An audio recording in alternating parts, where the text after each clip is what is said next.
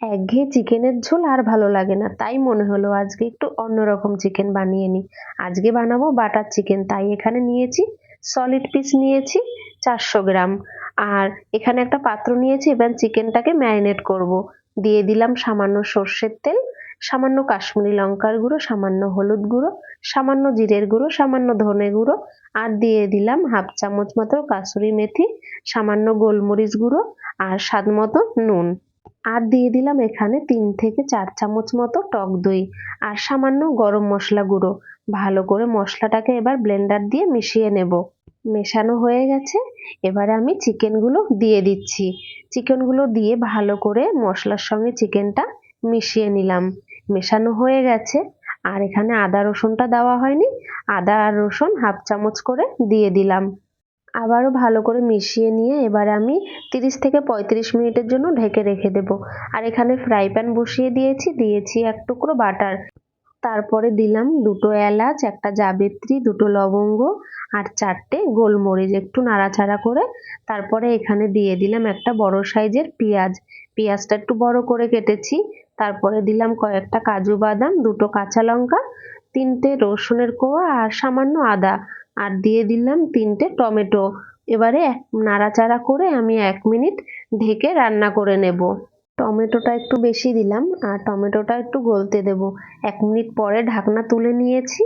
আবারও 30 থেকে 40 সেকেন্ড নাড়াচাড়া করে তুলে নেব। রেডি হয়ে গেছে মশলা। আর এদিকে আমি ফ্রাই প্যান বসিয়ে দিয়েছি সামান্য সাদা তেল, আর দিয়েছি বাটার। বাটারটা একটু গলতে দেব। এবারে আমি এক এক করে চিকেনগুলো দিয়ে দেব, আর চিকেনগুলো লাল লাল করে ফ্রাই করে নেব। সবগুলো দেওয়া হয়ে গেছে। এবারে লো আছে আমি 5 মিনিট রেখে দেব। 5 মিনিট পরে এবার আমি উল্টে দিলাম। বেশ সুন্দর লালচে দাগ পড়ে গেছে। এবার উল্টে দিয়ে দুপাশটাই আমি লাল লাল করে ফ্রাই করে নেব। আর এখানে চিকেনটা প্রায় 60% আমি রান্না করে নিয়েছি।